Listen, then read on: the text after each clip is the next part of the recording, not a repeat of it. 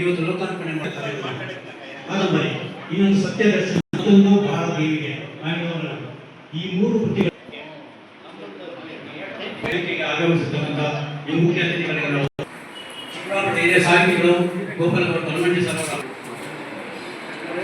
ಚಿಕ್ಕಬಳ್ಳಾಪುರ ಜಿಲ್ಲಾ ಕನ್ನಡ ಸಾಹಿತ್ಯ ಪರಿಷತ್ನ ವೈದ್ಯರಾಗಿರ್ತಕ್ಕಂಥ ಡಾಕ್ಟರ್ ಶ್ಯಾಮ್ ಸುಂದರ್ ಸರ್ ಅವರು ಆಗಮಿಸುತ್ತಾರೆ. ಅವರಿಗೆ ನಿಮ್ಮೆಲ್ಲರ ಪರವಾಗಿ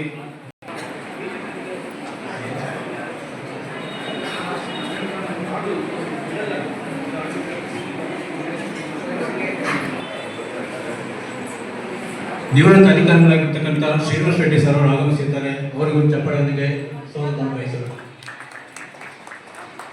ಹಾಗೂ ಕರಿಮಲಪ್ಪ ಸರ್ ಅವರು ಆಗಮಿಸಿರ್ತಾರೆ. ಅವರು ಸಹ ಚಪ್ಪಾಳೆಯೊಂದಿಗೆ ಸ್ವಾಗತ.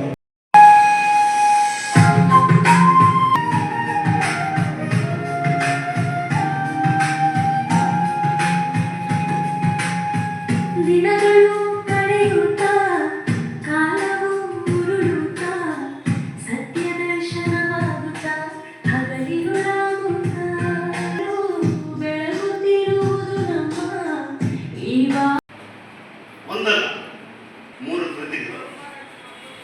ಇದನ್ನ ಬರೆದವರು ಸರಸಮ್ಮ ಎ ಸರಸಮ್ಮ. ಈಗಾಗಲೇ 45 ಕೃತಿಗಳನ್ನು ಅವರು ಹೊರತಂದಿದ್ದಾರೆ. ಅದಕ್ಕಾಗಿ ನಾನು ಅವರನ್ನು ಹೃತ್ಪೂರ್ವಕವಾಗಿ ಅಭಿನಂದಿಸ್ತೇನೆ. ಒಟ್ಟಿಗೆ ಈಗ ತಾನೇ ನಾವು ಬಿಡುಗಡೆ ಮಾಡಿದ್ವಿ.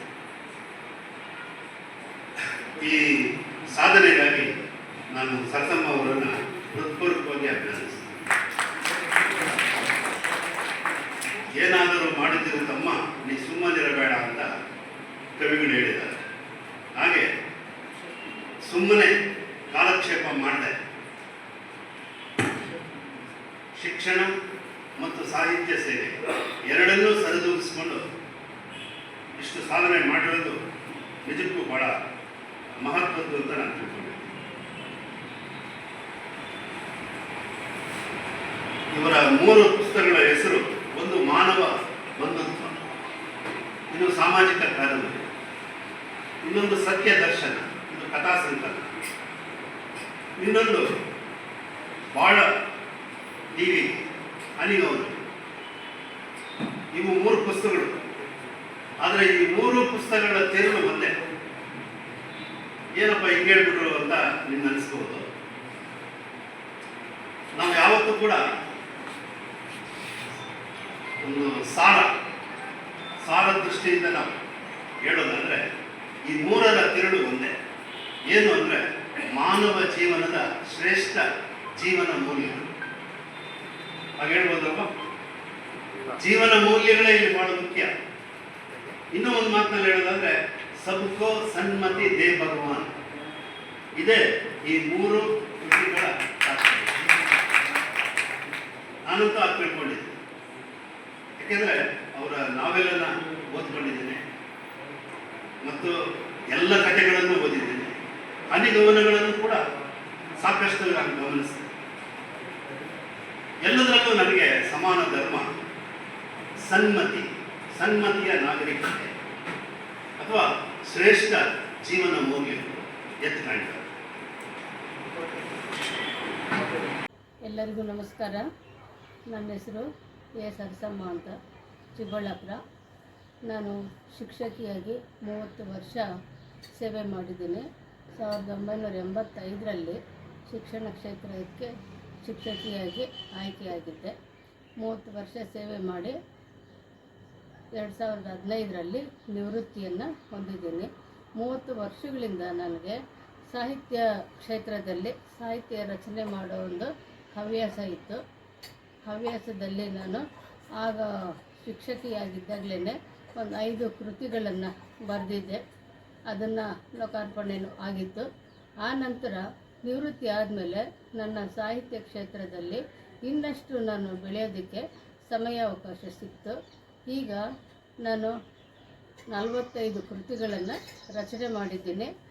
ಈ ವರ್ಷ 25ನೇ ಸಾಲಿಂದು ಬಿಡುಗಡೆ ಆಗಿರೋ ಪುಸ್ತಕದ ಹೆಸರು ಮಾನವ ಬಂಧುತ್ವ ಅನ್ನೋ ಸಾಮಾಜಿಕ ಕಾದಂಬರಿ, ಸತ್ಯ ದರ್ಶನ ಎನ್ನುವ ಕಥಾ ಸಂಕಲನ ಹಾಗೂ ಬಾಳ ದೀವಿಗೆ ಎನ್ನುವ ಹನಿಗವನಗಳ ಸಂಕಲನ.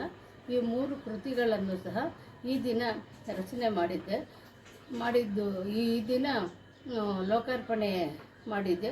ಇದರಲ್ಲಿ ಅತಿಥಿಗಳಾಗಿ ಬಂದವರು ಸಿ ಅಶ್ವಥ್ ನಾರಾಯಣ ಅಂತ, ಕರ್ನಾಟಕ ಸರ್ಕಾರದ ಆಡಳಿತ ಸೇವೆ ಜಂಟಿ ನಿರ್ದೇಶಕರು, ಸಹಕಾರ ಸಂಘಗಳ ಪರಿಶೋಧನಾ ಹಾಗೂ ಆಪ್ತ ಕಾರ್ಯದರ್ಶಿ, ಮಾಹಿತಿ ತಂತ್ರಜ್ಞಾನ ಇಲಾಖೆ ಮತ್ತು ಯೋಜನಾ ಇಲಾಖೆ ನಿವೃತ್ತಿ ಹೊಂದಿರುವಂಥವರು. ಆ ನಂತರ ಭಾಷಣಕಾರರಾಗಿ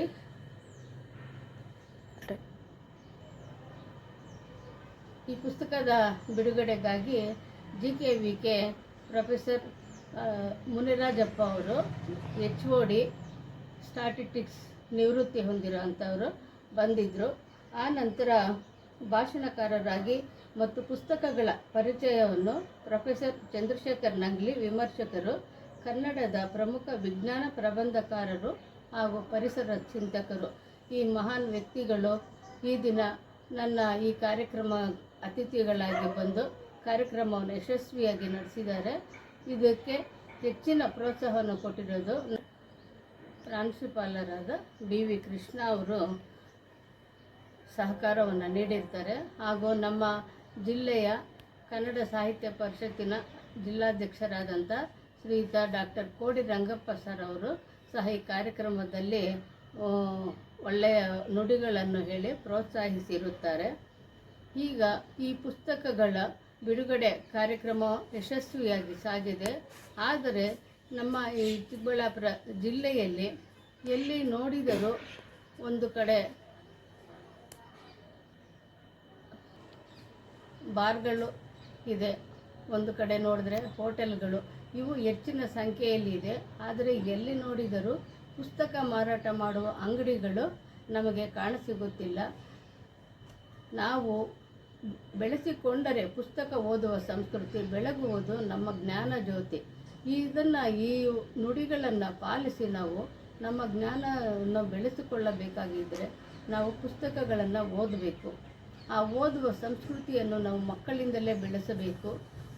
ಈಗ ಮೊಬೈಲ್ ಜಾಸ್ತಿ ಮಕ್ಕಳು ಬಳಸೋದ್ರಿಂದ ಅವರಿಗೆ ಜೀವನಕ್ಕೆ, ಆರೋಗ್ಯಕ್ಕೆ ತುಂಬ ಹಾನಿಯಾಗುತ್ತೆ. ಆ ಕಾರಣದಿಂದ ಪುಸ್ತಕಗಳನ್ನು ಅವರು ಓದುವಂಥ ಬೆಳವಣಿಗೆಯನ್ನು ಮಕ್ಕಳಲ್ಲಿ ಬರಬೇಕು ಅಂತಂದರೆ ಪುಸ್ತಕಗಳ ಅಂಗಡಿಗಳನ್ನು ಹೆಚ್ಚು ತೆರೆಯಬೇಕು ಎನ್ನುವ ಒಂದು ಮನವಿಯನ್ನು ನಾನು ಮಾಡ್ಕೊಳ್ತಾ ಇದ್ದೀನಿ. ಇದರಿಂದ ಮಕ್ಕಳ ಮೌಲ್ಯಗಳು ಹೆಚ್ಚಾಗುತ್ತೆ, ಒಳ್ಳೆಯ ಸಂಸ್ಕೃತಿಯಲ್ಲಿ ಮಕ್ಕಳು ಬೆಳೆಯುವಂತಾಗುತ್ತೆ. ಇದರಿಂದ ಮಕ್ಕಳ ಭವಿಷ್ಯನೂ ಉತ್ತಮಗೊಳ್ಳುತ್ತದೆ.